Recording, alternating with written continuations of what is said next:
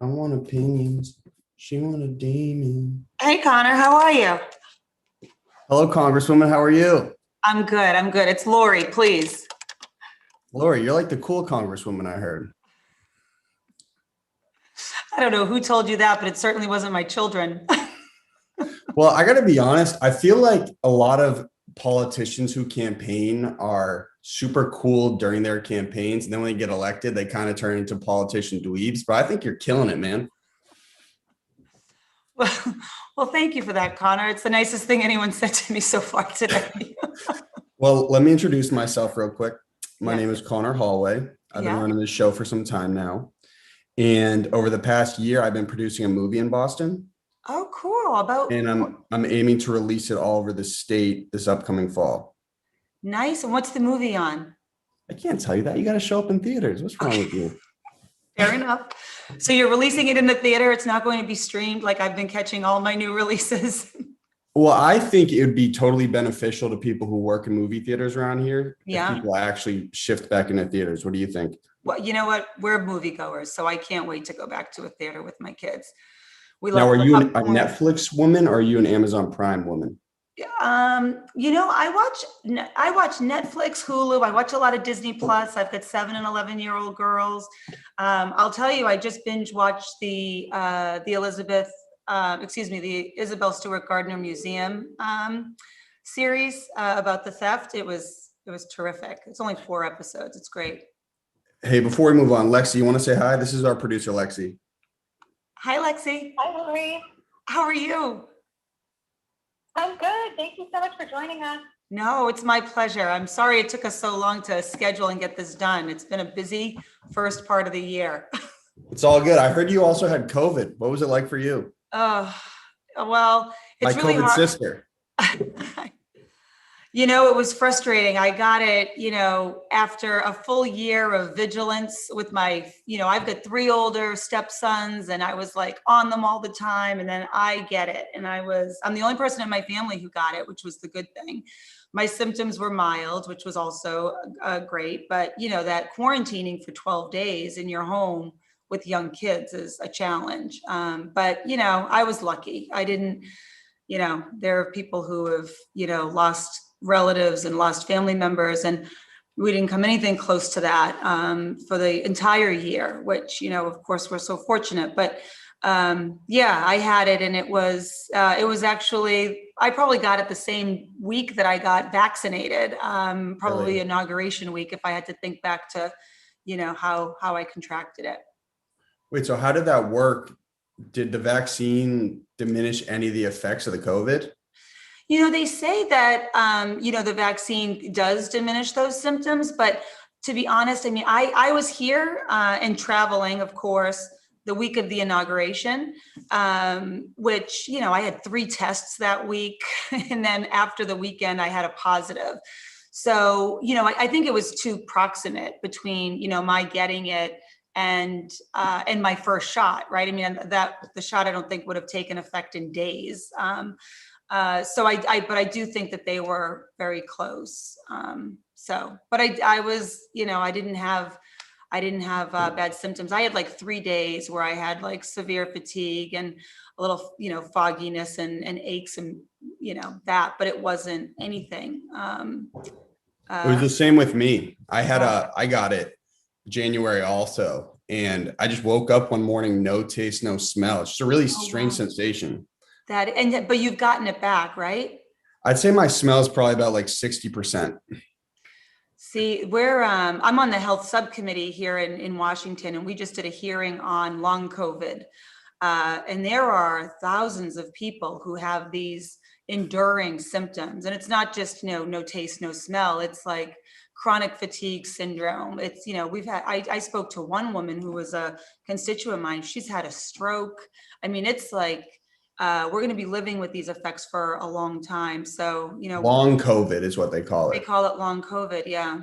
Yeah. And, the NIH is studying it just so that we can understand it better, we can treat it better, and arm our physicians and our doctors to diagnose it. Because, it's in the beginning, a lot of folks, they weren't, especially young people, they weren't believed.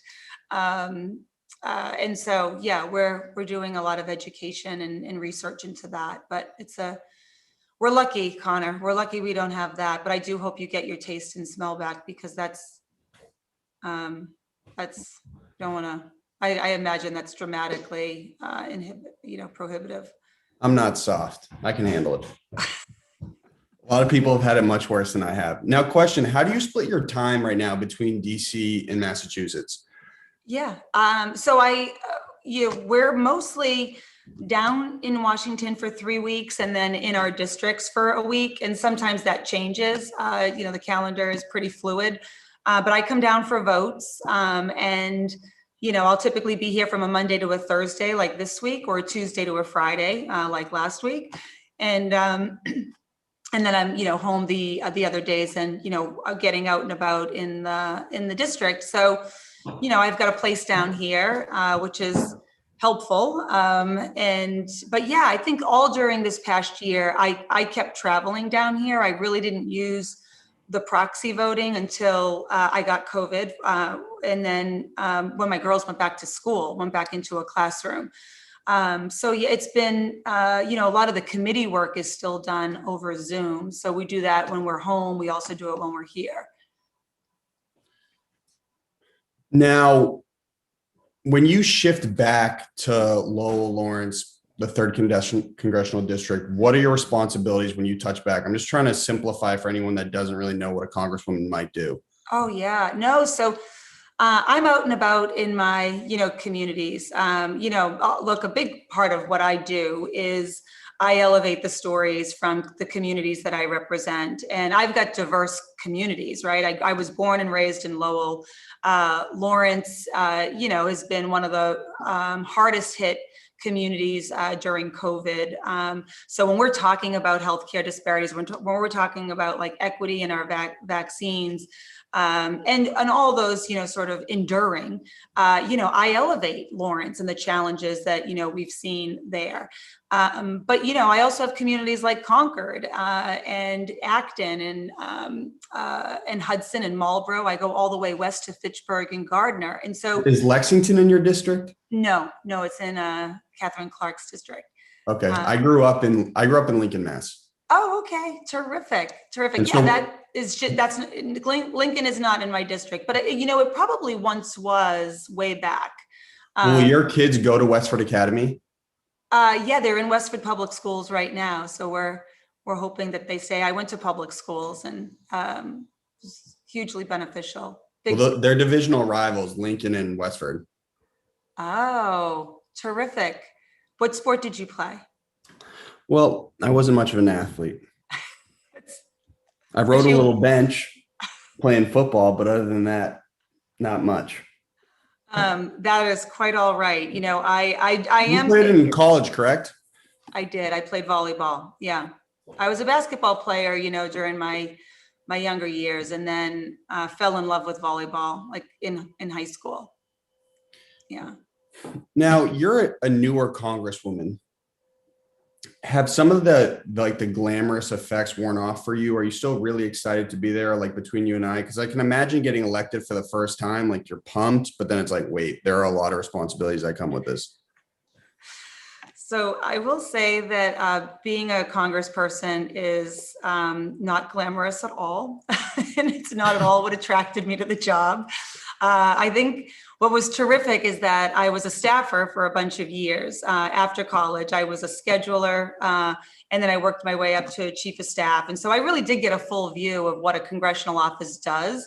And that's what attracted me to the office, knowing how impactful an office like this one can be, not just for the communities that you represent, but also on policy issues. And so that requires work. I mean, I have to tell you, I keep my head down. I try to, build relationships down here so that we can get, meaningful legislation done on the opioid epidemic or on combined sewage overflow. Those are not sexy issues, Connor, in terms of, talking about sewage wage, talking about pipeline safety, for example, you really do have to get people to understand like what happened in Lawrence, Andover, and North Andover with the Merrimack Valley gas explosions, to understand the importance of putting in better safety measures, right? So that part is not, I wouldn't say that that's glamorous. That you have to do a lot of coalition building. You've got to, you've got to get a bill to a place where it can pass, which we did. But I would say it's a lot of hard work. And then it's super rewarding. I mean, I love traveling all over the district. It's the thing I miss most about this past year, because the communities are so different.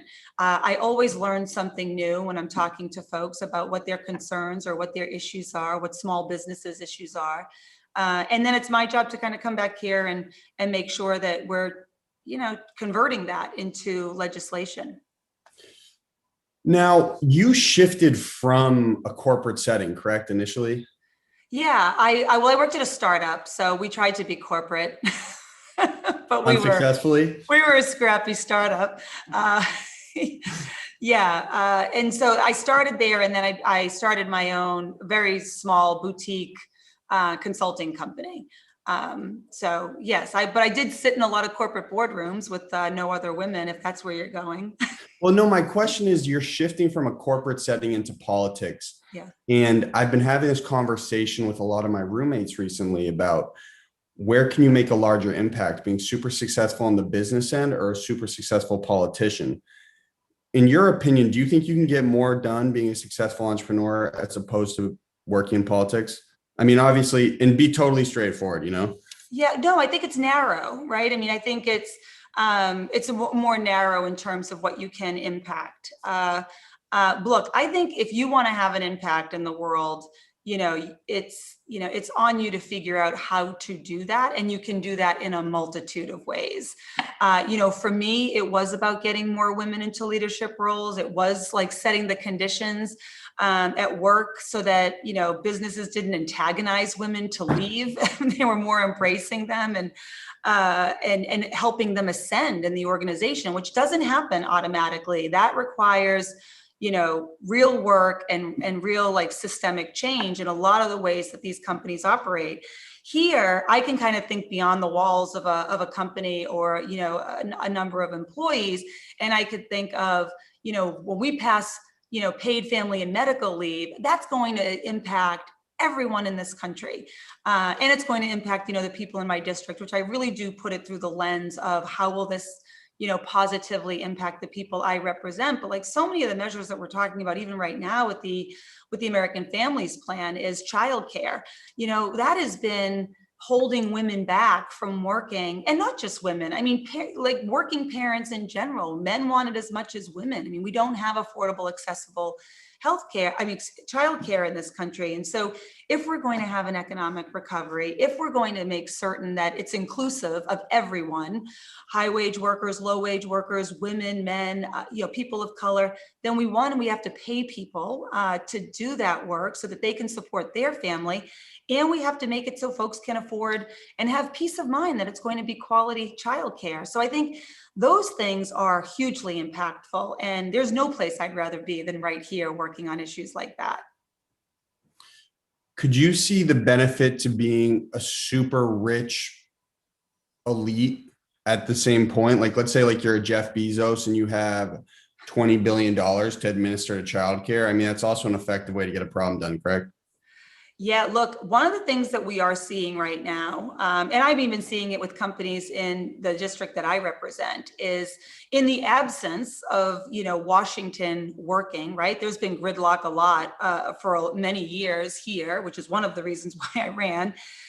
They are taking matters into their own hands, and they are putting childcare centers right on site, or they're raising their wages to lure people, back to work because we don't have a family sustaining minimum wage in this country. And so I do think like there is a obligation and there is a responsibility for those business leaders to, help lead that transition and help put pressure on everyone else to make it so we don't have this wage gap in our country, to make it so, we don't have this income inequality problem. And we do have the conditions where people can work, but not 2 and 3 jobs, so they can enjoy their lives and enjoy their families. And so I think wherever you sit, whether it's in business, in government, in the nonprofit world, if hopefully we'll all be rowing in the same direction, but, we all have an obligation to make sure that the people that we're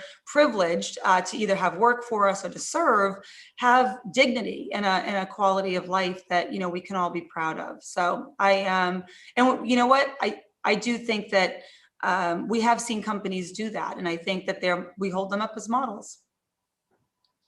Listen, I would love to talk to you all day, but I know you're limited on time. So I want to make sure Lexi has a chance to get her question off. Lexi is newly graduated from Boston University. Oh, get out. Our youngest, Christian, just graduated from Boston University. Congratulations. Thank you so much. Lexi, not to cut you off. I believe Lexi had a couple drinks last night, so she might be feeling a little loopy. Lexi, give him a rip. I thought senior week was over. You calling her an alcoholic?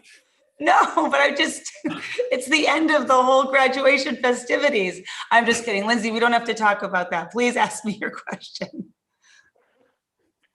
Lori, my question for you is, over 44 million Americans struggle with student loan debt, myself included. And it's an issue that's been exacerbated by the pandemic. What is your plan to alleviate the suffering for your constituents? It's a great question. And one we talk about all the time, I was the first person in my family to graduate from college, and I wouldn't have had the opportunity to go to college if, I hadn't gotten that scholarship that, Connor mentioned to play volleyball there.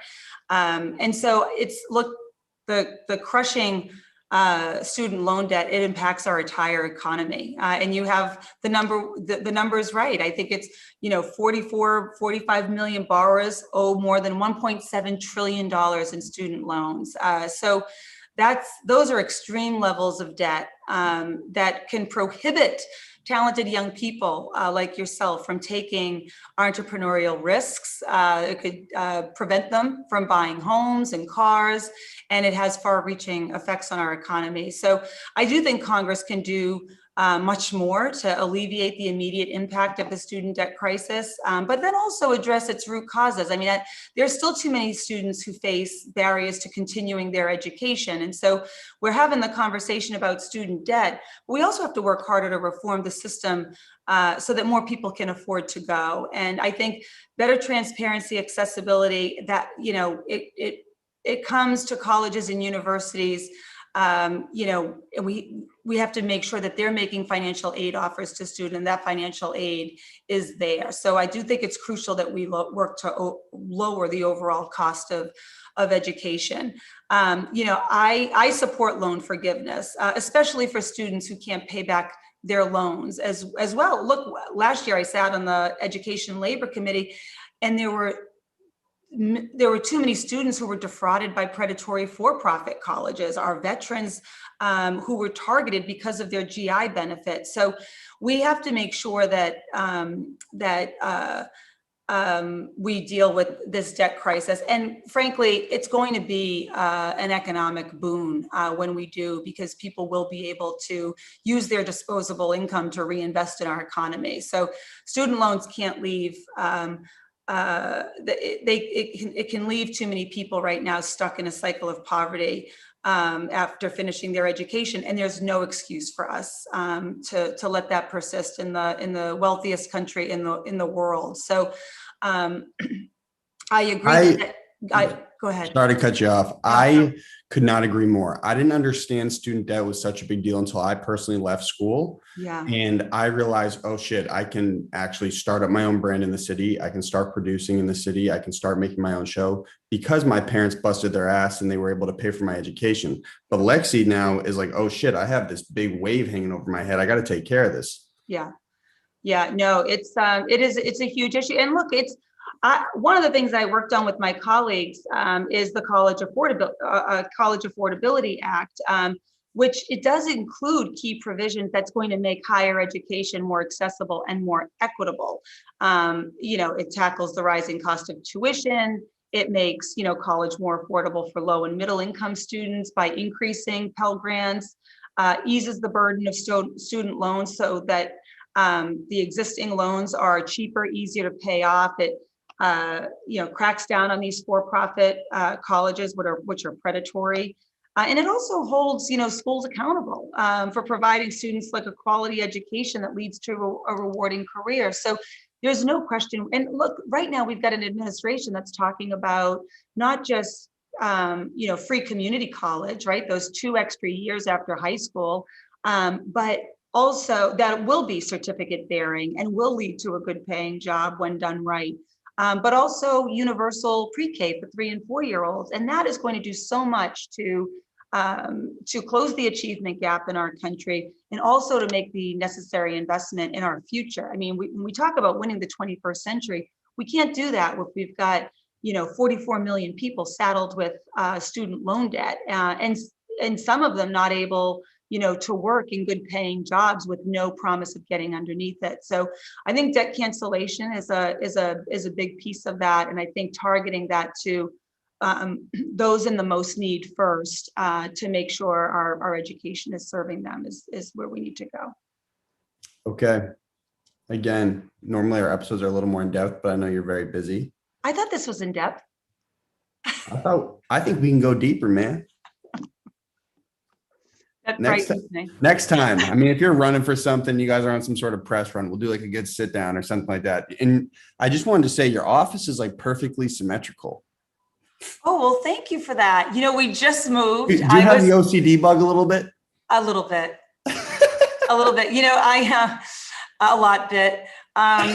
We were in a closet beforehand. I picked a bad number. They give the offices out on a lottery. And yeah, I never really relied on luck in my lifetime. I picked a really bad number. And so the last 2 years, so now we picked a better number. We're in a much nicer office. The team is so thrilled because they're looking forward to coming back. Many of them haven't even been here yet. And they're going to have the space that they deserve. So yeah, it's a perfect square. I can tell it was meticulously put that way. Because since I just directed a movie, we aim for symmetry in a lot of our frames. I'm like, this is like perfect what we got going on here. Now we have 2 ending bits for the show. Yeah.